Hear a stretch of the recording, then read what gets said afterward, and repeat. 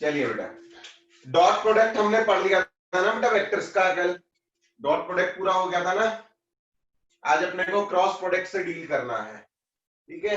Cross product से deal करने से पहले बेटा हम दो टाइप के वेक्टर्स के बारे में एक बार रिव्यू कर लेते हैं, position vector and displacement vector. Position vector and displacement vector, ठीक है ना। नाम सुना होगा ना बेटा सबका, पोजीशन वेक्टर से सब वाकिफ है, ठीक है ना। पोजीशन वेक्टर का मतलब क्या है बेटा, बस मतलब समझ लें इसको, बाकी तो है तो वेक्टर ही। मान लीजिए बेटा 3D में, स्पेस में ना, स्पेस में कोई पॉइंट है, स्पेस में कोई पॉइंट है, आपको देखिए कोई पॉइंट है, इसके कोऑर्डिनेट्स है X Y and Z. Space में कोई पॉइंट है, उसके कोऑर्डिनेट्स है एक्स वाई और जेड। अगर आप इस पॉइंट को ओरिजिन से डिफाइन करेंगे ना, इसकी पोजीशन, स्पेस में किसी भी पॉइंट की पोजीशन अगर आप ओरिजिन से डिफाइन करते हैं, ओरिजिन के रेफरेंस में उसकी पोजीशन डिफाइन करते हैं, तो वो जो रिजल्टिंग वेक्टर होता है होते हैं पोजीशन वेक्टर। इस रिजल्टिंग वेक्टर को हम क्या बोलेंगे बेटा, पोजीशन वेक्टर। स्पेस में किसी भी पॉइंट को आप ओरिजिन से डिफाइन करोगे, ओरिजिन के रेफरेंस में डिफाइन करोगे, तो जो रिजल्टिंग वेक्टर होगा उसको हम कहेंगे पोजीशन वेक्टर। और पोजीशन वेक्टर को लिखने का तरीका होगा बेटा, R vector is equal to X I cap plus Y J cap plus Z K cap plus Z K cap. Coordinates X coordinate के साथ में आई कैप, वाई कोऑर्डिनेट के साथ जे कैप और जेड कोऑर्डिनेट के साथ के cap, ठीक है। बहुत सिंपल है पोजीशन वेक्टर, ठीक है। पोजीशन वेक्टर से ज्यादा इंपॉर्टेंट बेटा जो दूसरा वेक्टर होता है ना अपना, डिस्प्लेसमेंट वेक्टर। डिस्प्लेसमेंट वेक्टर, ठीक है। अब क्या होगा, मान लो बेटा ये ऑब्जेक्ट ना स्पेस में मूव कर रहा था, ये ऑब्जेक्ट स्पेस में मूव कर रहा था, ये पॉइंट स्पेस में मूव कर रहा था। इनिशियली किसी पॉइंट पे था x1 y1 z1, initially in points पे था, और ये थोड़ी देर के बाद किसी दूसरे पॉइंट पे पहुंच गया, किसी दूसरी पोजीशन पे, जिसके कोऑर्डिनेट्स थे x2 y2 and z2, x2 y2 and z2। इसके ऊपर कोई फोर्स लगाया पता नहीं, जैसे कैसे भी ये मूव कर गया, हम रीजन में इंटरेस्टेड नहीं है। ये यहां से चल के यहां आ गया, एक पोजीशन से दूसरी पोजीशन पे आ गया, तो पहले पॉइंट का पोजीशन वेक्टर होगा बेटा कुछ, आप इस पॉइंट का भी एक पोजीशन वेक्टर डिफाइन कर सकते हैं, ठीक है ना। इसको मान लें पॉइंट, इस पॉइंट का पोजीशन वेक्टर आपने डिफाइन कर दिया R2 वेक्टर, ठीक है ना, R2 वेक्टर। अब मैं पूछूं, ये पॉइंट A था बेटा, ये पॉइंट B था, A से B कितना डिस्प्लेस हुआ, ये A से B तक कितना डिस्प्लेस हुआ, क्योंकि डिस्प्लेसमेंट तो शॉर्टेस्ट लेंथ देगी ना आपको, डिस्प्लेसमेंट तो शॉर्टेस्ट लेंथ, ए से शुरू हुआ बी पे खत्म किया, तो इसकी डिस्प्लेसमेंट बेटा इस डायरेक्शन में होगी, इसकी डिस्प्लेसमेंट इस डायरेक्शन में होगी ना, ठीक है। इसकी डिस्प्लेसमेंट को आप लिख दो बेटा एस, डिस्प्लेसमेंट वेक्टर लिख दो आप इसका एस वेक्टर, ठीक है। आपको इसका डिस्प्लेसमेंट वेक्टर फाइंड आउट करना है, डिस्प्लेसमेंट वेक्टर, पार्टिकल ए से बी पहुंचा बेटा, इसका डिस्प्लेसमेंट वेक्टर बताओ क्या होगा, ठीक है ना, कितना डिस्प्लेस हुआ, वेक्टर फॉर्म में अगर लिखना है तो, ठीक है। तो देखो ये ट्राइंगल बना रहे हैं बेटा तीनों वेक्टर्स, R1 वेक्टर इधर है, S वेक्टर अपना इधर है, और ये हमारा R2 वेक्टर है। तो बताओ भाई तीनों में से रिजल्टेंट वेक्टर कौन सा होगा, triangular law of vector addition के अकॉर्डिंग इन तीनों में से रिजल्टेंट वेक्टर कौन सा है, R1 S या R2? बेटा रिजल्टेंट के लिए की पहचान, दो सिर दो पूंछ उसकी शान। रिजल्टेंट बेटा एस नहीं हो सकता, इसके पास देखो एक ही पूंछ है दो सिर है, एक पूंछ दो सिर, लेकिन इस वेक्टर के पास देखो, इस वेक्टर के पास दो पूंछ दो सिर, तो R2 क्या हो गया, रिजल्टेंट। तो मैं R2 वेक्टर को बेटा क्या लिख सकता हूं, R1 vector plus S vector. तो डिस्प्लेसमेंट वेक्टर अपना क्या आ जाएगा, R2 vector minus R1 vector, ठीक है ना।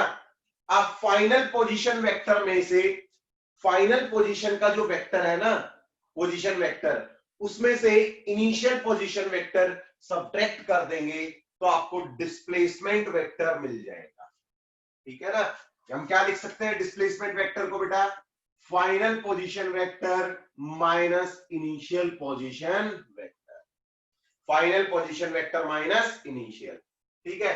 फाइनल आप कैसे लिख सकते हो? R2 वेक्टर क्या आ जाएगा? X2 I cap plus Y2 J cap plus Z2 K cap, और R1 वेक्टर आएगा बेटा X1 I cap plus Y1 J cap plus Z1 K cap. तो इसमें से आप ये फाइनल में से इनिशियल माइनस करेंगे तो डिस्प्लेसमेंट वेक्टर क्या आएगा?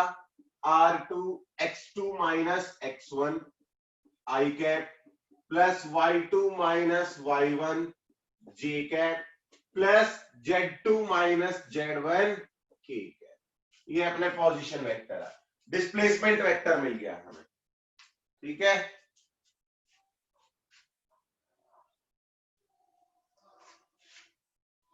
सबको ब्लर दिख रहा है क्या बेटा? सभी का ब्लर हो गया? मैं चेक करता हूं एक बार कनेक्टिविटी को।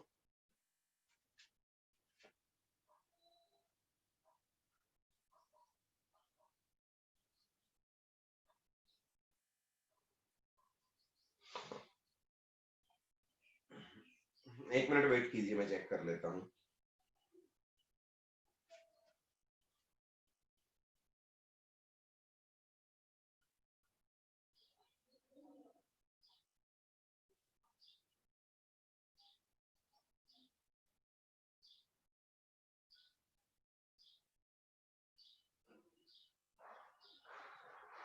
अभी सही है बेटा?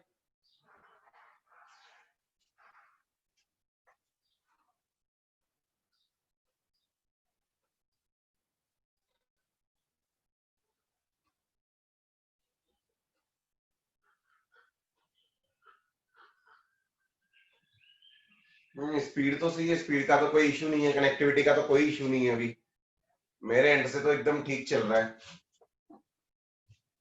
चलो वेट कर लेते हैं, एक आध मिनट में हो जाएगा रिफ्रेश। आपका क्लियर है बेटा? कुछ बच्चों को क्लियर भी दिखाई दे रहा है, तो हो सकता है बेटा आप लोगों के एंड पे दिक्कत हो कनेक्टिविटी का ना, क्योंकि मेरे एंड पे तो कनेक्टिविटी का कोई इशू नहीं है। शानदार स्पीड आ रही है अपने यहाँ पे तो। चलो वेट कर लेते हैं, एक आध मिनट में हो जाएगा, रिफ्रेश हो जाता है अपने आप ना, थोड़ा बहुत टाइम में हो जाता है। ठीक है।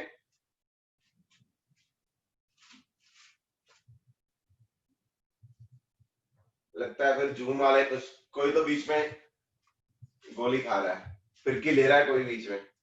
आपके और मेरे बीच में कोई फिरकी ले रहा है, जूम वाले फिरकी ले रहे हैं।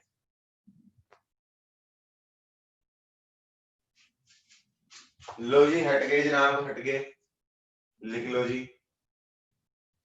हो जाएगा बेटा ठीक, एक आध मिनट में हो जाएगा ठीक, घबराए ना। इस गोला से जाना पड़ेगा। कहाँ जाओगे भाई इस गोला से? इस गोला से निकल के कहाँ जाओगे? कोनो गोला तुमको नहीं उठ पाएगा, है ना। चलिए ठीक है बेटा, आगे बढ़ते हैं, फिर क्रॉस प्रोडक्ट पे पहुंचते हैं।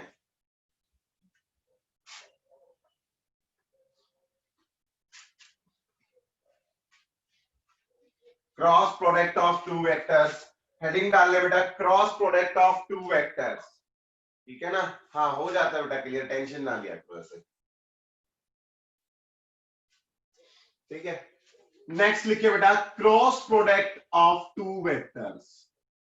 क्रॉस प्रोडक्ट, दो वेक्टर्स का क्रॉस प्रोडक्ट बेटा। डॉट प्रोडक्ट से हम डील कर चुके हैं। पॉजिटिव, पॉजिटिव बेटा, सब कुछ पॉजिटिव है। ठीक है। कोऑर्डिनेट्स पे डिपेंड कर सकता है, कोऑर्डिनेट्स पे भी पॉजिटिव और negative. Use all coordinates with sign, सभी कोऑर्डिनेट्स को साइन के साथ में यूज करेंगे। ठीक है। अपनी तरफ से एक्स्ट्रा समझदारी नहीं दिखानी। क्लियर? चलो, क्रॉस प्रोडक्ट बेटा, दो वेक्टर्स का क्रॉस प्रोडक्ट से हम डील करते हैं। ठीक है। हो जाएगा बेटा, ठीक। बीच बीच में छोटी मोटी प्रॉब्लम चलती रहती है, वो 20-30 सेकंड में अपने आप रिफ्रेश हो जाता है पेज, ठीक है ना। चलो, क्रॉस प्रोडक्ट, ठीक है ना। दो वेक्टर्स आपको दे दिए जाए बेटा, एक वेक्टर ए, कोई दूसरा वेक्टर मान लो बेटा ये है वेक्टर बी। ए वेक्टर और बी वेक्टर दोनों के बीच में एंगल है थीटा, दोनों के बीच में एंगल है थीटा। तो डॉट प्रोडक्ट में हमने देखा था बेटा ए डॉट बी क्या होता है, A B cos of theta. Cross product में क्या होता है, ए क्रॉस बी। अगर आप लिखेंगे तो इसका मैग्नीट्यूड आएगा बेटा A B sine of theta, A B sine of theta. और दो वेक्टर्स का जब आप क्रॉस प्रोडक्ट करते हैं तो जो रिजल्टिंग क्वांटिटी मिलती है वो भी एक वेक्टर क्वांटिटी होती है, ठीक है। जो रिजल्टिंग क्वांटिटी, दो वेक्टर्स के क्रॉस प्रोडक्ट से जो रिजल्टिंग क्वांटिटी अपने को मिलती है ना, वो एक वेक्टर ही होता है, ठीक है। जैसे वहां पे डॉट प्रोडक्ट में बेटा रिजल्टिंग क्वांटिटी स्केलर होती थी, है ना, वहां पे अपने को स्केलर अमाउंट मिलता था, यहाँ पे वेक्टर मिलेगा। जो रिजल्टिंग क्वांटिटी है वो भी एक वेक्टर होगी, यानी कि उसके पास मैग्नीट्यूड भी होगा, उसके पास डायरेक्शन भी होगी, ठीक है। क्रॉस प्रोडक्ट की डायरेक्शन हम कैसे मेंशन करेंगे, ठीक है ना, क्योंकि अब नया वेक्टर मिलेगा बेटा अपने को, तो आपको उस वेक्टर की डायरेक्शन भी डिफाइन करनी पड़ेगी। मैग्नीट्यूड तो ये लिख लिया आपने यहाँ पे A B sine of theta, अगर एंगल पता है, ठीक है बेटा, ठीक है। अगर आपको एंगल पता है, दोनों वेक्टर्स पता है, तो आप मैग्नीट्यूड निकाल सकते हैं बेटा क्रॉस प्रोडक्ट का, ए क्रॉस बी आप निकाल सकते हैं, ठीक है। मैग्नीट्यूड मिल गया वेक्टर का, डायरेक्शन आप कैसे निकालोगे बेटा, राइट हैंड थंब रूल से, right hand thumb rule. Cross product के लिए अपना वही एप्लीकेबल होता है। जैसे ए क्रॉस बी करना है, इसमें ये ध्यान रखना बेटा, ए क्रॉस बी अगर आपको करना है ना, तो ए की तरफ फिंगर्स करो पहले अपनी, ए की तरफ फिंगर्स और बी की तरफ फिंगर्स को घुमा दो, बी की तरफ घुमा दो, ठीक है ना। जैसे स्क्रू ड्राइवर को हम घुमाते हैं ना, एंटी क्लॉकवाइज घुमाते हैं स्क्रू ड्राइवर को, बिल्कुल वैसे ही ए की तरफ फिंगर्स करके इसको बी की तरफ घुमा दो, तो डायरेक्शन ऑफ थंब जो होगी वो हमें क्या बताएगी, जो रिजल्टिंग वेक्टर है उसकी डायरेक्शन बताएगी। इन दोनों से जो रिजल्टिंग वेक्टर अपने को मिलेगा ना, ए और बी से जो तीसरा वेक्टर मिला सी, उसकी डायरेक्शन हम राइट हैंड थंब रूल से बता देंगे, ठीक है ना, या स्क्रू रूल भी बोल दिया जाता है इसको, ठीक है। पर हम राइट हैंड थंब रूल ही पढ़ेंगे, क्योंकि आज तक हमने कोई Fleming left hand right hand कुछ नहीं पढ़ा, स्क्रू अपना तो एक ही हाथ काम देता है भैया, राइट हैंड थंब रूल ही बस, ठीक है। कभी उसको पाम बना लिया, कभी कुछ और बना लिया, ठीक है। ए क्रॉस बी क्या आएगा बेटा, बाहर की तरफ, यानी कि इन दोनों वेक्टर्स का जो क्रॉस प्रोडक्ट होगा, क्रॉस प्रोडक्ट से जो नया वेक्टर आएगा, क्रॉस प्रोडक्ट का जो रिजल्टेंट आएगा वो वेक्टर आउटवर्ड है, आउटवर्ड है, ठीक है ना। ये दोनों वेक्टर्स बेटा इस प्लेन में थे, तो आप देख रहे हैं रिजल्टिंग वेक्टर जो है वो इस प्लेन के परपेंडिकुलर है, क्योंकि थंब रूल से आप देखो बेटा हरदम क्या आएगा, परपेंडिकुलर ही आएगा, इस प्लेन के परपेंडिकुलर है। तो क्रॉस प्रोडक्ट की एक और प्रॉपर्टी होती है, क्रॉस प्रोडक्ट से जो रिजल्टिंग वेक्टर आएगा ना, वो इस वेक्टर के भी परपेंडिकुलर होगा और इस वेक्टर के भी परपेंडिकुलर होगा, जो दोनों के ही परपेंडिकुलर होगा। जो हमारा रिजल्टिंग वेक्टर आएगा थर्ड वेक्टर, वो दोनों के ही परपेंडिकुलर होगा, और इस केस में आउटवर्ड डायरेक्शन में, ठीक है। अगर आप बी क्रॉस ए लिखते हैं बेटा, बी क्रॉस ए, तो बी की तरफ फिंगर्स करेंगे, ए की तरफ घुमा देंगे फिंगर्स, तो किस तरफ आएगा वेक्टर, अंदर की तरफ, ठीक है। यानी कि आप ए क्रॉस बी लिखा तो आपने वेक्टर मिला आउटवर्ड डायरेक्शन में, अगर आप बी क्रॉस ए लिखेंगे ना बेटा, तो मैग्नीट्यूड तो वेक्टर का सेम रहेगा, लेकिन उसकी डायरेक्शन क्या हो जाएगी, चेंज हो जाएगी, डायरेक्शन अपोजिट हो जाएगी, ठीक है। ए क्रॉस बी और बी क्रॉस ए में मैग्नीट्यूड का फर्क नहीं होता, दोनों का मैग्नीट्यूड सेम आएगा, बट डायरेक्शन अपोजिट हो जाएगी, ठीक है ना। आप बी क्रॉस ए लिखोगे तो वो वेक्टर रिजल्टिंग वेक्टर अंदर आएगा, ए क्रॉस बी लिखोगे तो बाहर आएगा, ठीक है। लिख सकते हैं बात। फिर हम ये एक बात और कह सकते हैं बेटा कि A cross B is equal to minus of B cross A cross B minus of B cross A के इक्वल होता है, ठीक है ना। मैग्नीट्यूड दोनों का इक्वल होगा बेटा, ए क्रॉस बी का मैग्नीट्यूड भी बी क्रॉस ए के इक्वल होगा, कोई दो राय नहीं है इसमें, ठीक है ना। सेम रहेगा magnitude A B sine of theta, ठीक है। क्रॉस प्रोडक्ट में जिस चीज का हम सबसे ज्यादा यूज करेंगे ना, बता देता हूं, जैसे मैंने डॉट प्रोडक्ट में भी बताया, सबसे ज्यादा जो यूज होगा ना, जो इनका रिजल्टिंग वेक्टर है ना, उसका सबसे ज्यादा यूज होता है। क्रॉस प्रोडक्ट से जो रिजल्टिंग वेक्टर अपना आता है ना, उसकी प्रॉपर्टी सबसे ज्यादा यूज होती है, ठीक है।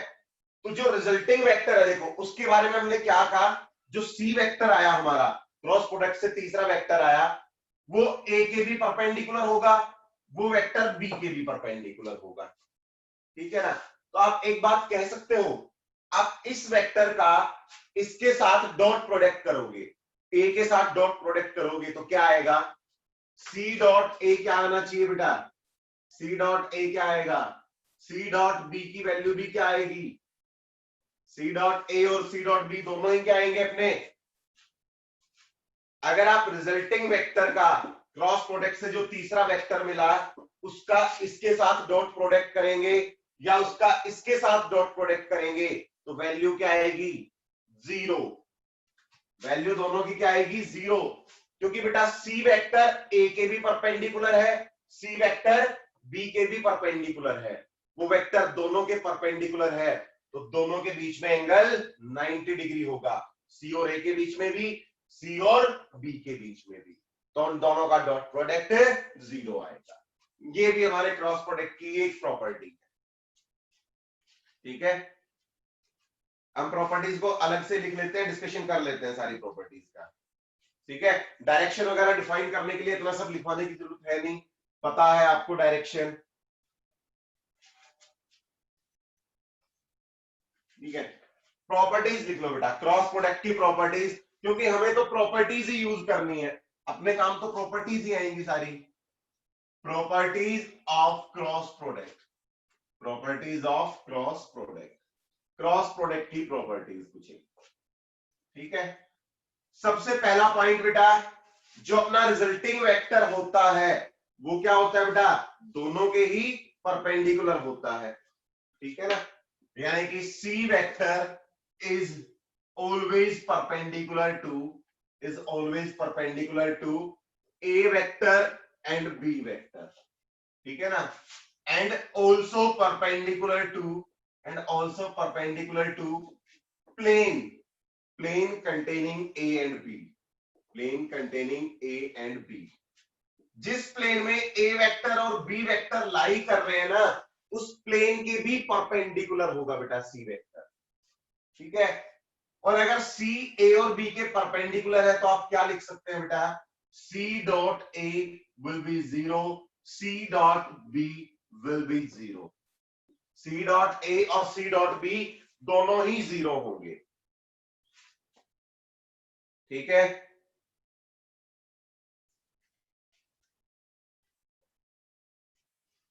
सेकेंड प्रॉपर्टी बेटा, क्रॉस प्रोडक्ट की हम सेकेंड प्रॉपर्टी पढ़े, आप किसी वेक्टर का खुद के साथ ही क्रॉस प्रोडक्ट अगर निकालेंगे, ठीक है ना, आप ए वेक्टर का खुद के साथ ही क्रॉस प्रोडक्ट निकालेंगे तो क्या वैल्यू आएगी, किसी भी वेक्टर का खुद के साथ क्रॉस प्रोडक्ट,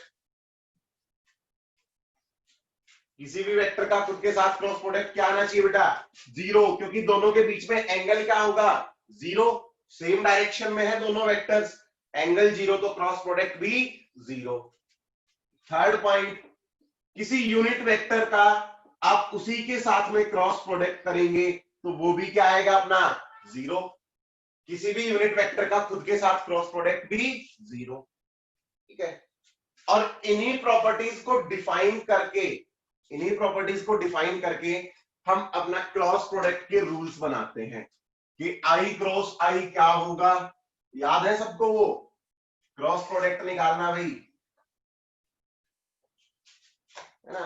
अब देखो आपको दो वेक्टर दिए गए, एक वेक्टर ए जिसके कंपोनेंट्स थे ए x I cap plus A Y J cap plus A Z K cap, vector one. ठीक है, दूसरा वेक्टर दिया गया भाई B vector B x I cap plus B Y J cap plus B Z K cap.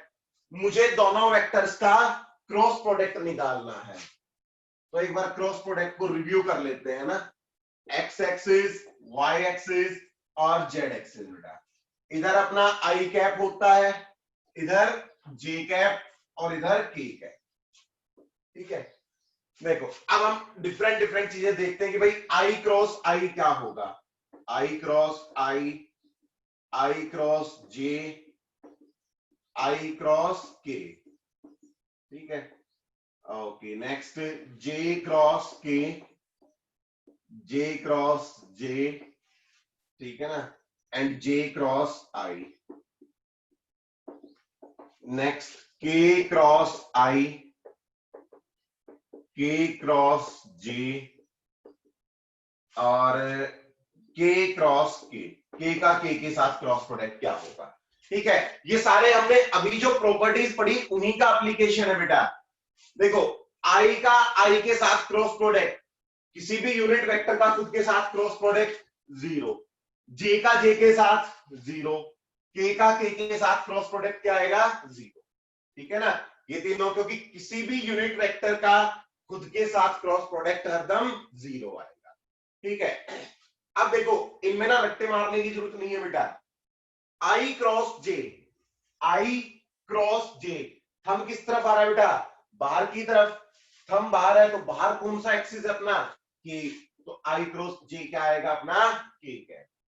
ठीक है, आई cross के, आई cross के, आई इधर के इधर, तो क्रॉस प्रोडक्ट किस तरफ आ रहा है बेटा, नीचे, माइनस जे।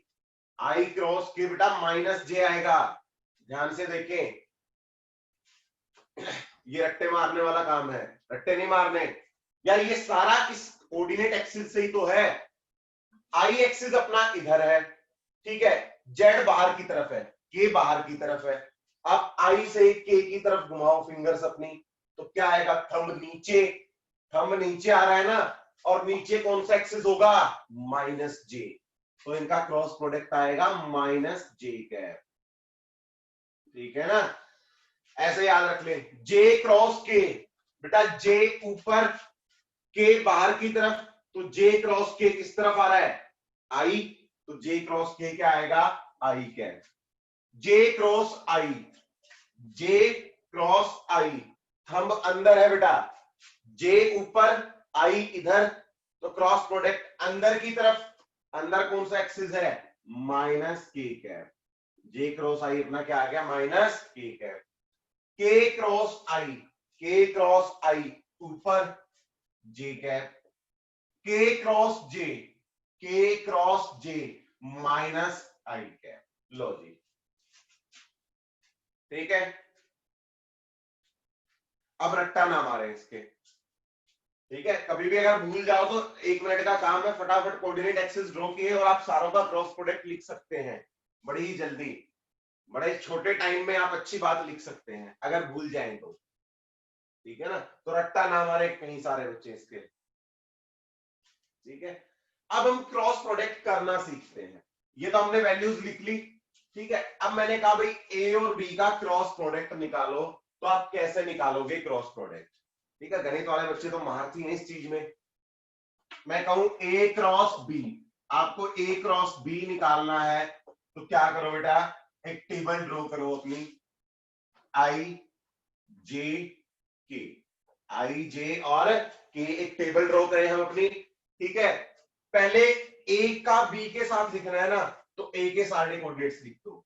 ए का आई कोऑर्डिनेट क्या है, A X, J coordinate A Y, K coordinate A Z. फिर बी के कोऑर्डिनेट्स लिख दो, B X, B Y, B Z, दोनों के कोऑर्डिनेट्स लिख दिए। ठीक है, क्लियर। अच्छा जी, अब बेटा देखो, मैट्रिक्स मल्टीप्लिकेशन याद है ना सबको, डिटरमिनेंट निकालना, ठीक है ना। सबसे पहले क्या करो बेटा, ए क्रॉस बी में हम क्या लिखेंगे, आई कैप कॉमन ले लो, आई कैप कॉमन, ठीक है ना। इसको कॉमन लोगे तो बेटा क्या बचेगा, दिस माइनस दिस, इन दोनों का मल्टीप्लीकेशन माइनस इन दोनों का, तो ए वाई बी जेड माइनस ए जेड बी वाई, ए वाई बी जेड माइनस ए जेड बी वाई, ठीक है। फिर माइनस साइन लगाओ बेटा यहां पे, ये ध्यान रहे, इस वाले में कंफ्यूजन होता है, बीच में साइन यूज करेंगे आप माइनस का, बीच में माइनस साइन यूज करेंगे, जे कैप इसको कवर कर लो, दिस माइनस दिस, तो ए एक्स बी जेड माइनस ए जेड बी एक्स, ठीक है। ये जे का आ गया, के का निकालना है भाई, के वाले को कवर कर लो, प्लस साइन रखो यहां पे, के वाले को कवर कर लो, ए एक्स बी वाई माइनस ए वाई बी एक्स, ए एक्स बी वाई माइनस ए वाई बी एक्स, ये अपना क्रॉस प्रोडक्ट आ जाएगा बेटा। दो वेक्टर्स अगर आपको दिए हुए हैं तो आप उसका क्रॉस प्रोडक्ट निकाल सकते हैं, ठीक है।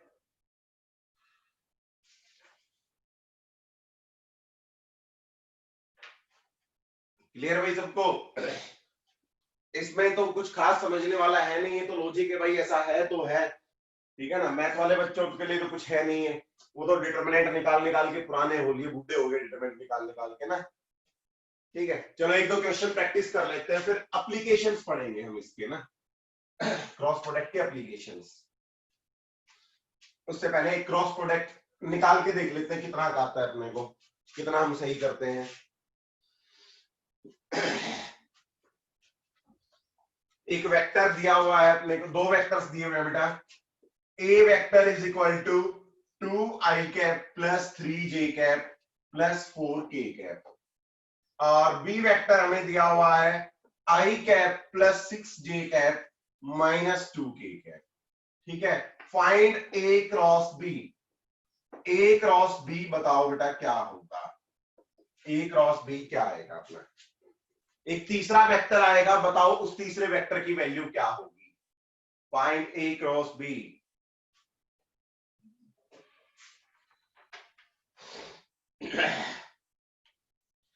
चेक करके बताओ भाई फिर,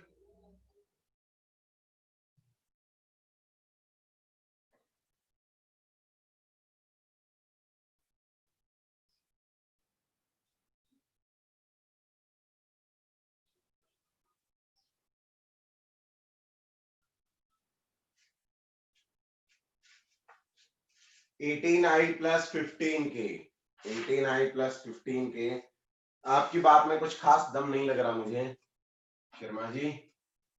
देखो बेटा, क्रॉस प्रोडक्ट निकालना है तो टेबल बनाओ अपनी, ए क्रॉस बी निकालना है, टेबल बना लो, आई जे एंड के, आई जे एंड के, कोऑर्डिनेट्स लिख लो बेटा, ए का बी के साथ निकालना है तो 2 3 4, बी के लिख लो 1 6 माइनस 2, विद साइन लिखने बेटा कोऑर्डिनेट सारे, ठीक है ना, साइन के साथ बिल्कुल, हाँ ये वाला आंसर बिल्कुल ठीक है। तो क्या आएगा बेटा, आई कैप, इसको छुपा लो, 3 into minus 2 minus 6 minus minus 6 4 24, ठीक है जी, minus j cap, minus j cap, 2 into minus 2 minus 4 minus 4 plus k cap, इसको छुपा लो बेटा, 6 इंटू 2 माइनस 3, तो 12 माइनस 3, तो ये कितना बच गया, माइनस 30 आई कैप और प्लस 8 जे कैप प्लस 9 के कैप, ये आ गया हमारा थर्ड वेक्टर जो इनका क्रॉस प्रोडक्ट है, ठीक है। और अगर मन में वहम हो ना थोड़ा सा, तो इसका इसके साथ डॉट प्रोडक्ट करके देख लो, इस सी वेक्टर का ए के साथ डॉट प्रोडक्ट कर लो, चाहे सी का बी के साथ डॉट प्रोडक्ट कर लो, आंसर देखो क्या आएगा, करके देखना एक बार डॉट प्रोडक्ट।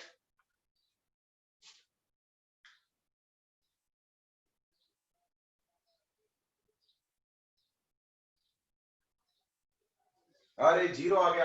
डॉट प्रोडक्ट करोगे बेटा, -60 + 24 + 36। अरे ये तो जीरो आ गया, यानी कि तुम्हारा आंसर सही है, क्योंकि ये तो फैक्ट है बेटा। जो रिजल्टेंट वेक्टर आएगा उसका इसके साथ डॉट प्रोडक्ट जीरो, उसका इसके साथ भी डॉट प्रोडक्ट डेफिनेटली जीरो आएगा।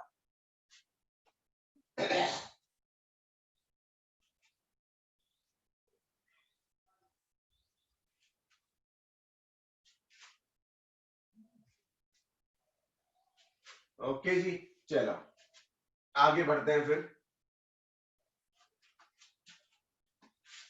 एक आध क्वेश्चन सोल्व कर लेते हैं ताकि थोड़े क्लियर हो जाए।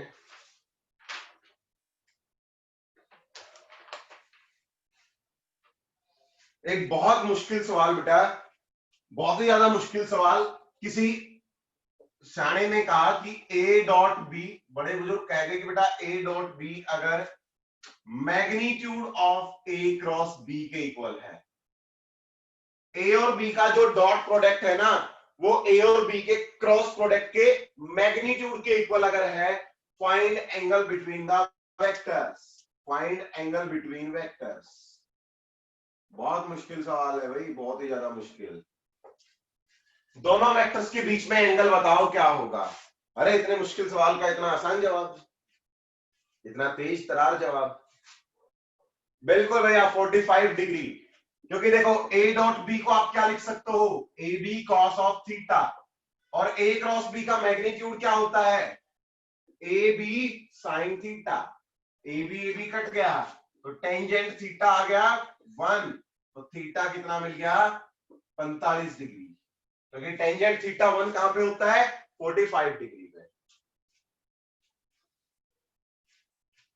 ठीक है,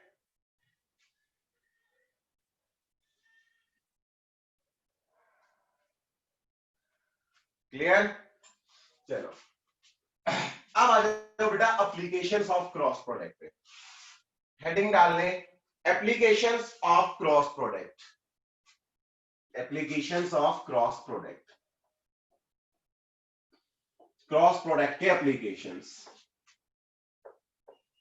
ठीक है, क्योंकि अपने तो काम की दो ही चीजें होती है ना, एक एप्लीकेशंस और एक इसकी प्रॉपर्टीज। हम तो उन्हीं चीजों का ज्यादा यूज करते हैं। क्रॉस प्रोडक्ट तो सबको करना आता है यार, है ना। अब तो इतने पुराने हो गए, बुजुर्ग हो गए, अब तुम क्रॉस प्रोडक्ट करते करते बुजुर्गों की कैटेगरी में आ जाएंगे, ज्यादा करेंगे तो। ठीक है, पहला एप्लीकेशन है बेटा to find a vector, A vector perpendicular to two given vectors, perpendicular to two given vectors. आपको दो वेक्टर्स दे दिए गए और आपसे पूछा जाए कि इन दोनों वेक्टर्स के परपेंडिकुलर एक वेक्टर फाइंड करो। एक वेक्टर बताओ जो उन दोनों वेक्टर्स के परपेंडिकुलर हो। ठीक है, तो भाई सीधी सी बात है, आपको दो वेक्टर्स दे दिए गए भाई, ये मान लो वेक्टर बी है, ये है वेक्टर ए। अगर आपको इनके परपेंडिकुलर वेक्टर फाइंड आउट करना है तो क्या करो बेटा, आपको जो वेक्टर मिलेगा इनका क्रॉस प्रोडक्ट कर दो, तो जो वेक्टर रिजल्टिंग वेक्टर मिलेगा आपको वो डेफिनेटली क्या होगा, परपेंडिकुलर वेक्टर होगा। आपने इन दोनों के परपेंडिकुलर एक वेक्टर फाइंड आउट करना था, तो इन दोनों का क्रॉस प्रोडक्ट कर दो, जो रिजल्टिंग वेक्टर मिलेगा वो दोनों के ही परपेंडिकुलर होगा। ठीक है, कोई नई बात नहीं। अगला, to find unit vector, to find unit vector perpendicular to two given vectors. दो गिवन वेक्टर्स के परपेंडिकुलर कोई यूनिट वेक्टर फाइंड आउट करना है।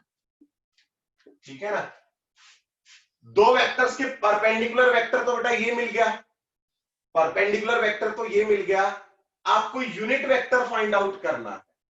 ये परपेंडिकुलर वेक्टर है तो इसका यूनिट वेक्टर निकाल लो, कोई बड़ी बात है। यूनिट वेक्टर निकालने का फॉर्मूला क्या होता है, vector divided by its magnitude, vector divided by its magnitude. तो वेक्टर हम क्या हो गया बेटा, A cross B divided by magnitude of A cross B. अगर आपको दो वेक्टर्स के परपेंडिकुलर एक यूनिट वेक्टर चाहिए तो उसका फॉर्मूला रहा ये बेटा, दोनों वेक्टर्स का क्रॉस प्रोडक्ट डिवाइडेड बाय उस क्रॉस प्रोडक्ट का मैग्नीट्यूड। ठीक है, क्लियर? क्वेश्चन करें फिर इसका एक।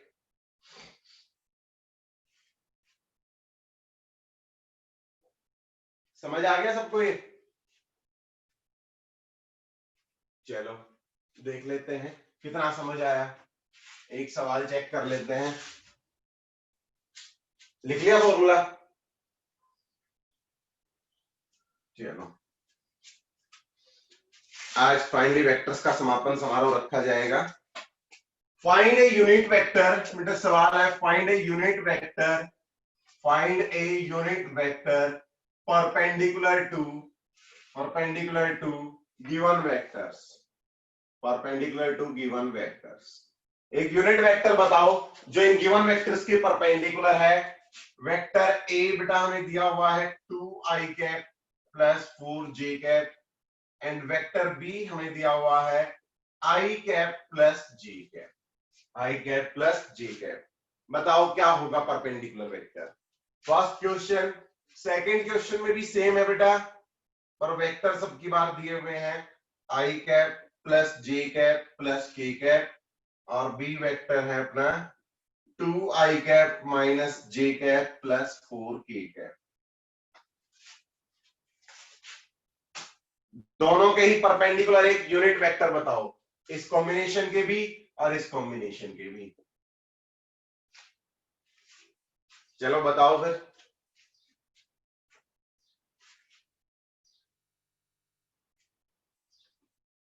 फर्स्ट का -2k नहीं आएगा बेटा, k आएगा खाली। ना ना ना ना, जीरो नहीं आएगा, -k आएगा फर्स्ट केस में। फर्स्ट केस में देखो बेटा क्रॉस प्रोडक्ट निकालना है तो टेबल बनाओ अपनी, i j k। अगर k नहीं भी अवेलेबल है तो कोई बात नहीं, पर टेबल बनानी पड़ेगी। 2 4 k नहीं है तो 0 लिख दो, 1 1 0 लिख दो। ठीक है, देखो बेटा अब i cap common low, i cap लिया तो बेटा 4 इंटू 0 माइनस 1 इंटू 0 तो सब 0 हो गया, minus j cap 2 into 0 minus 1 into 0 सब 0, प्लस k कैप ले लिया बेटा, k कैप लेके कितना बचा 2 इंटू 1 माइनस 4, तो 2 माइनस 4। तो ये क्या है अपना वेक्टर c आया है बेटा, c वेक्टर क्या आ गया -2k कैप। c वेक्टर मिल गया हमें -2k कैप, लेकिन हमें तो यूनिट वेक्टर निकालना है बेटा। आपने c वेक्टर फाइंड आउट कर दिया 2k, मैंने क्या पूछा था find a unit vector, unit vector निकालना है। तो यूनिट वेक्टर कैसे आएगा बेटा, cross product a cross b क्या है -2k कैप डिवाइडेड बाय इसका मैग्नीट्यूड, मैग्नीट्यूड कितना है बेटा साफ दिख रहा है, मैग्नीट्यूड तो 2 ही है इसका। ठीक है, तो ये क्या आ गया -k कैप, -k कैप आ गया। ठीक है, हाँ जी, -2k कैप वालों वेक्टर नहीं पूछा था, यूनिट वेक्टर पूछा था। ये वही लोग हैं जो पेपर में सवाल आधा पढ़ते हैं, आते हुए भी गलत करके आ जाते हैं, और एग्जाम में डेफिनेटली आपके लिए ये -2k कैप ऑप्शन अवेलेबल होगा। और जब ये तो फैक्ट है ना, ये तो यूनिवर्सल फैक्ट है, पहली बार में जो आंसर निकल गया फिर हम चेक नहीं करते, अगर वो उन 4 ऑप्शंस में से अवेलेबल है भाड़ में जाए, मैं सही हूं सारी दुनिया गलत है। बिल्कुल सही बात है बेटा, सेकंड क्वेश्चन का बिल्कुल सही आंसर दिया शगुन ने, अंशुल ने, बिल्कुल सही बात है बेटा, कोई बुराई नहीं आपकी बात में। ठीक है, सेकंड केस में देखो बेटा a क्रॉस b निकालो सबसे पहले, 1 1 1 2 -1 4, तो क्या आएगा क्रॉस प्रोडक्ट इनका i कैप 4 प्लस 1, 4 प्लस 1, ठीक है, minus j cap 4 minus 2 plus k cap -1 -2, तो कितना बच गया 5i cap -2j cap -3k cap. ये हमारा आ गया थर्ड वेक्टर बेटा अपना, ठीक है। ये थर्ड वेक्टर आया, इसका मैग्नीट्यूड क्या आएगा बेटा, मैग्नीट्यूड देखो 25 प्लस 4 प्लस 9 √38, √38 मैग्नीट्यूड आ गया। तो यूनिट वेक्टर क्या आएगा, 5i cap minus 2j cap minus 3k cap divided by √38, ये हमारा यूनिट वेक्टर आ गया जो इन दोनों के परपेंडिकुलर होगा।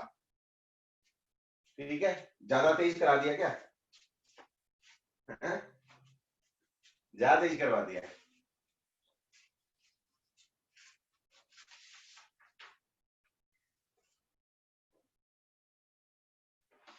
चलो अगला एप्लीकेशन देखो बेटा, इसका बहुत अच्छा एप्लीकेशन अगला।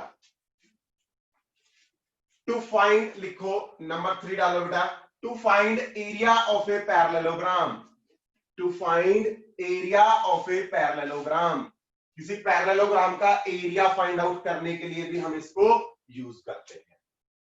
ठीक है, number 3, to find area of parallelogram, area of a parallelogram. ठीक है, एक पैरेललोग्राम बना ले बेटा,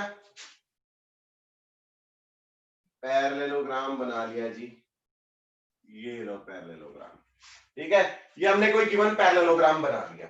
ठीक है, अब पैरेललोग्राम की जो एडजेसेंट साइड्स होती हैं बेटा, पैरेललोग्राम की जो अपनी एडजेसेंट साइड्स होती हैं, मैं इनको दो वेक्टर मान लूं कि भाई ये साइड है ना, ये है वेक्टर ए और ये साइड है अपना वेक्टर बी, ये है अपना वेक्टर बी। ठीक है, दोनों के बीच में एंगल है अगर थीटा, दोनों के बीच में एंगल मान लिया थीटा, क्योंकि एडजेसेंट साइड्स वेक्टर्स की तरह ही बिहेव करती हैं।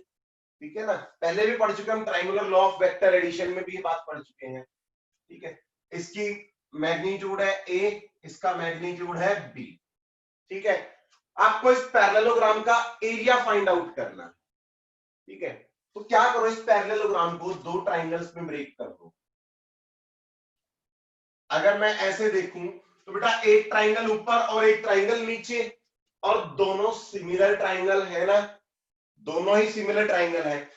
जितना एरिया इस ट्राइंगल का होगा उतना ही एरिया इस ट्राइंगल का भी होगा।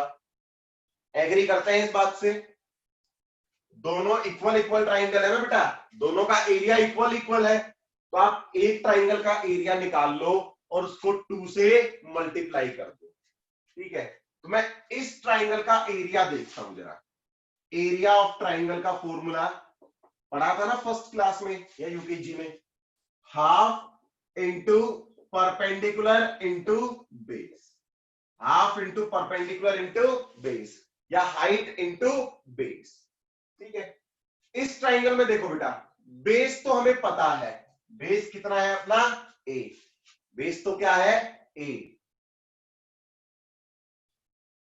क्वेश्चन नंबर 2 का बेटा देखते हैं बाद में, एक बार पूछ लो किसी बच्चे से ना। इसका एरिया, इसका बेस है ए, हाइट क्या होगी बेटा, आप यहां से एक परपेंडिकुलर ड्रॉ कर दो, ये परपेंडिकुलर क्या होगी, इस ट्राइंगल की हाइट होगी, ये वाला परपेंडिकुलर।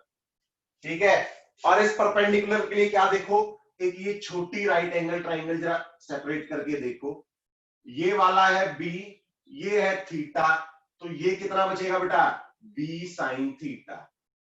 परपेंडिकुलर कितना बच जाएगा, बी साइन थीटा। तो आप एरिया ऑफ ट्राइंगल क्या लिख सकते हैं, हाफ इंटू परपेंडिकुलर बेटा बी साइन थीटा, और बेस कितना है ए, बेस है जी ए। दो रिजल्ट निकल गए, आप एरिया ऑफ ट्राइंगल भी इससे फाइंड आउट कर सकते हैं। ठीक है ना, और इसको क्या लिखूं, half A B sine theta, और ए बी साइन थीटा क्या होता है बेटा, A cross B, A cross B का मैग्नीट्यूड, ए क्रॉस बी का मैग्नीट्यूड। तो एरिया ऑफ ट्राइंगल का फॉर्मूला तो ये रहा बेटा। आप दो वेक्टर्स के क्रॉस प्रोडक्ट को यूज करके एरिया ऑफ ए ट्राइंगल निकाल सकते हैं। ठीक है, एरिया ऑफ पैरेललोग्राम चाहिए, 2 से मल्टीप्लाई कर दो, क्योंकि दोनों सिमिलर ही तो हैं। तो एरिया ऑफ पैरेललोग्राम क्या होगा, एरिया ऑफ पैरेललोग्राम, पैरेललोग्राम का एरिया क्या हो जाएगा बेटा, 2 से मल्टीप्लाई कर दो तो ए बी साइन थीटा या सिंपली ए क्रॉस बी का मैग्नीट्यूड। आप दो वेक्टर्स का क्रॉस प्रोडक्ट कर दो, वो आपको डायरेक्ट क्या बता देगा, area of the parallelogram, area of the parallelogram. ठीक है, ग्राफ्स में यूज करते हैं हम इन सब चीजों का, ठीक है ना। ग्राफ्स वगैरह जब बनाते हैं ना, वैसे इसका मतलब फिजिक्स में बहुत ज्यादा यूज नहीं होता इस वाली चीज का, बट हम एप्लीकेशन पढ़ रहे हैं तो फर्ज बनता है अपना पढ़ना, ठीक है ना। ट्राइंगल वाला तो यूज हो जाता है कभी कभार, पैरेललोग्राम वाला तो रेयरली ही कभी यूज होगा।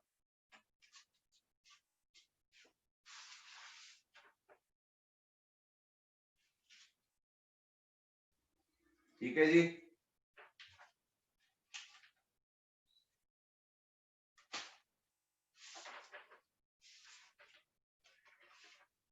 चलो अगला एप्लीकेशन पढ़े इसका, लास्ट नहीं, अगला एप्लीकेशन पढ़ लेते हैं। To find diagonals of a parallelogram, last में फिर इनके क्वेश्चन कर लेंगे एक दो। To find diagonals of a parallelogram, किसी पैरेललोग्राम के डायगोनल्स भी फाइंड आउट करने के लिए आप इसको यूज कर सकते हैं, वेक्टर्स को।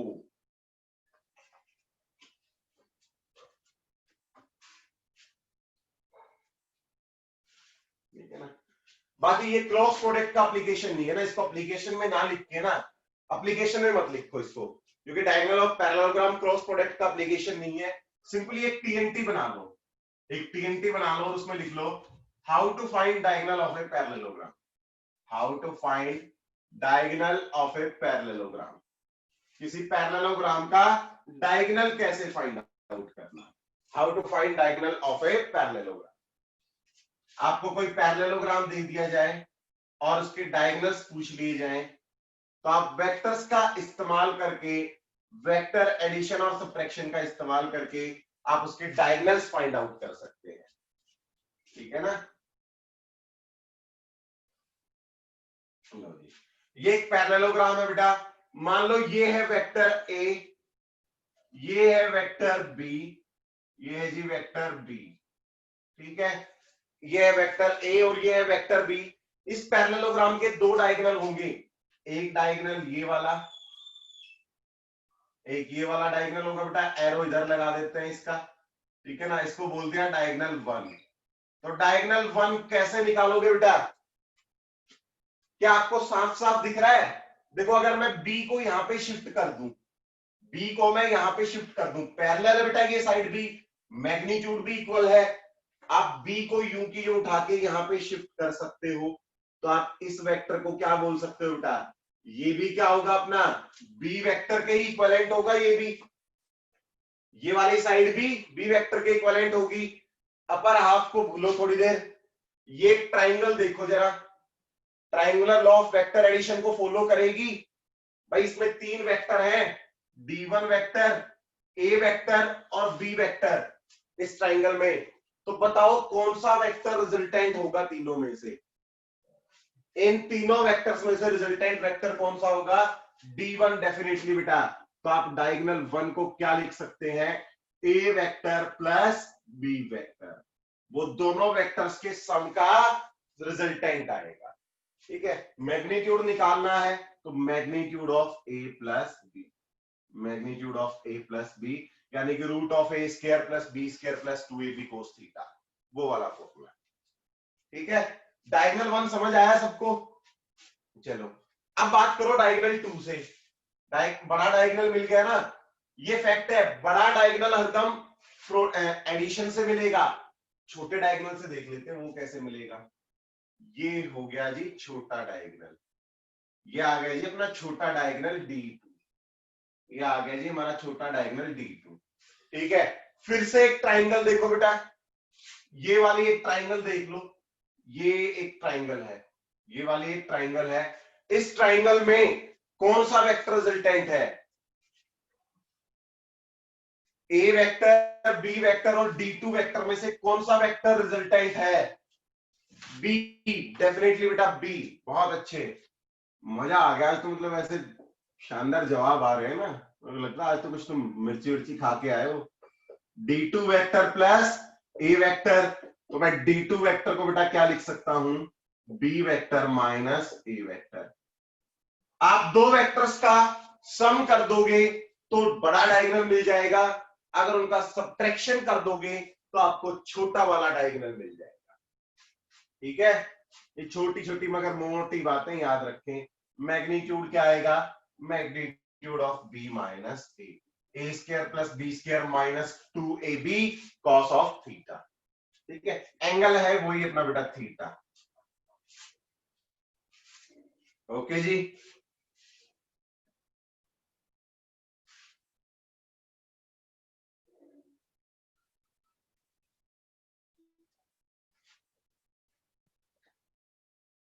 क्लियर। चलो लास्ट प्रॉपर्टी पढ़ लेते हैं हम एक और। टीएनटी डाल लें, एप्लीकेशन नहीं है, ठीक है ना, टीएनटी डाल लें। Condition for parallel vectors, perpendicular vectors की कंडीशन हमने लिख ली थी, पैरेलल वेक्टर्स की कंडीशन क्या होगी, कंडीशन ऑफ पैरेलल वेक्टर्स। दो वेक्टर्स अगर पैरेलल है तो क्या कंडीशन होगी। ठीक है, मान लो if A vector is parallel to B vector, अगर ए वेक्टर बी वेक्टर के पैरेलल है बेटा तो डेफिनेटली एक बात तो क्या होगी, A vector is equal to k times of B vector. ठीक है, एग्जांपल देखो तुरंत समझ लो, i cap plus j cap plus k cap. मान लो ए वेक्टर है ये, बी वेक्टर मान लो 2i cap plus 2j cap plus 2k cap है, तो मैं इसको क्या लिख सकता हूं, 2i cap plus j cap plus k cap. क्या आपको नजर आ रहा है ये दोनों वेक्टर सेम डायरेक्शन में होंगे, सिर्फ मैग्नीट्यूड का फर्क है, इसका मैग्नीट्यूड ज्यादा है, इसका मैग्नीट्यूड कम है। ठीक है ना, अगर दो वेक्टर्स पैरेलल है, सेम डायरेक्शन में अगर है तो ये रिलेशन वैलिड होगा बेटा, A vector is equal to k times of B vector. ठीक है ना, कुछ ना कुछ कांस्टेंट आएगा, ऐसा नहीं हो सकता कि यहाँ पे 3 हो जाए और फिर ये पैरेलल हो जाए, जी नहीं, तब नहीं होगा, तीनों कोऑर्डिनेट्स अगर सेम होंगे तो ही ये वैलिड है। ठीक है, condition number 1, condition number 1, first condition, vectors parallel होने के लिए ये रिलेशन होल्ड होगा, ये रिलेशन ट्रू होगा वहां पे, अगर दो वेक्टर्स पैरेलल हैं तो। अगर इससे बात नहीं बन रही, इससे आप समझ नहीं पा रहे तो कोई बात नहीं बेटा, अगर दोनों वेक्टर्स पैरेलल है तो इनके बीच में एंगल होगा 0 डिग्री, और अगर एंगल 0 डिग्री होगा तो सेकेंड कंडीशन भैया, दोनों का क्रॉस प्रोडक्ट क्या होना चाहिए, 0, दोनों वेक्टर्स का क्रॉस प्रोडक्ट 0 रख दो। ठीक है, और एक रिजल्ट, अगर वेक्टर ए अपना था कुछ ऐसा, ए x I cap plus A Y J cap plus A Z K cap, और बी वेक्टर मान लें हमारा B x I cap plus B Y J cap plus B Z K cap. अगर दो वेक्टर्स पैरेलल है ना, vector A और vector B अगर पैरेलल है तो definitely A upon B, magnitude of A upon magnitude of B, magnitude की बात कर रहे हैं simple, is equal to X coordinates का रेशियो और या y कोऑर्डिनेट्स का ratio A Y by B Y same आएगा, A Z by B Z भी सेम आएगा, ए जेड बाय, बहुत इंपॉर्टेंट रिलेशन है ये वाला। अगर दो वेक्टर्स पैरेलल है ना तो उनके एक्स कोऑर्डिनेट्स का रेशियो, दोनों के एक्स कोऑर्डिनेट्स का रेशियो दोनों के वाई कोऑर्डिनेट्स के रेशियो के इक्वल होगा, दोनों के जेड कोऑर्डिनेट के रेशियो के इक्वल होगा, और जो दोनों वेक्टर्स हैं उनके मैग्नीट्यूड के रेशियो के इक्वल होगा, ए अपॉन बी, इसका टोटल मैग्नीट्यूड इसका टोटल मैग्नीट्यूड उनके रेशियो के इक्वल भी होगा। ठीक है,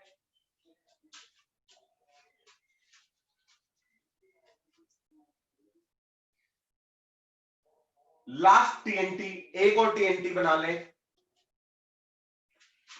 कोप्लेनर वेक्टर्स, कोप्लेनर वेक्टर्स, अगर आपको तीन वेक्टर्स बता दी जाए कि सेम प्लेन में है तीन वेक्टर्स आपको बता दिए जाए सेम प्लेन में है, ठीक है। कोप्लेनर वेक्टर्स, लास्ट टीएनटी और वेक्टर्स खत्म। कोप्लेनर वेक्टर्स,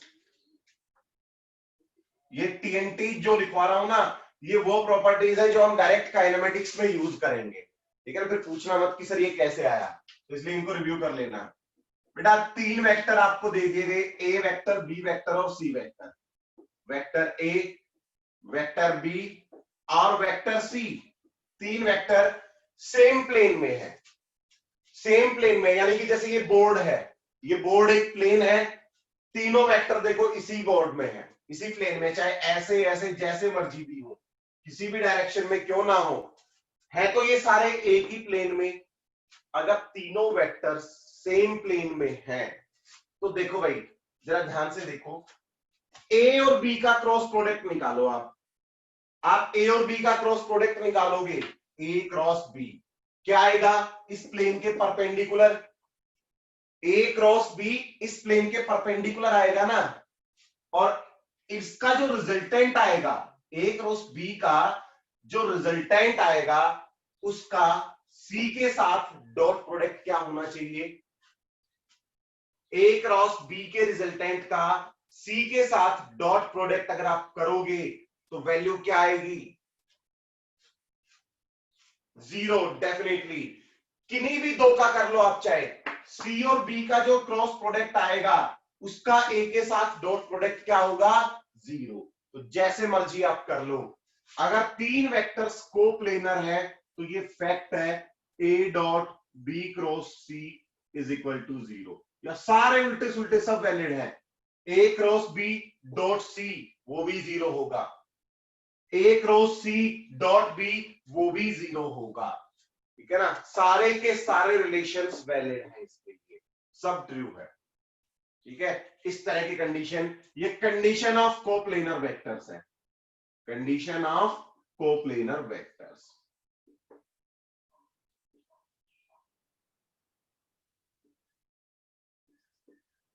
ठीक है जी। और वेक्टर्स का THEEND, वेक्टर्स का THEEND, ठीक है। किसी को कोई समस्या हो तो बता देना भाई, अदरवाइज हम स्टार्ट करेंगे कल से अपना most awaited, most easy kinematics, kinematics in 1D, motion in 1 dimension कल स्टार्ट करेंगे, ठीक है। तो वेक्टर्स, फिर से कह रहा हूं, मोशन इन 1D और 2D में पहुंचने से पहले वेक्टर्स की अपने सारे शंकाएं दूर कर लेना, वेक्टर्स में किसी बच्चे का कोई डाउट ना रहे, ठीक है ना। काइनेमेटिक्स में प्रोसीड करने से पहले वेक्टर्स में किसी का कोई डाउट पेंडिंग ना रहे, सारा रिव्यू कर लेना आज घर बैठ के ना, सवाल नहीं करने वेक्टर्स के, घबराओ मत, मैं कोई असाइनमेंट नहीं दे रहा वेक्टर्स की, ठीक है। सिर्फ इसके जो कॉन्सेप्ट्स हैं वो सारे कॉन्सेप्ट्स याद होने चाहिए आपको, कॉन्सेप्ट क्लियर होने चाहिए, जो टीएनटीज वगैरह है वो सब क्लियर होना चाहिए, ठीक है। सवाल बाकी सारी उम्र वेक्टर के ही सवाल करने हैं ना, पूरी 11th में पूरी 12th में वही करना होता है। चलो ठीक है, बाय बाय फिर सबको भाई।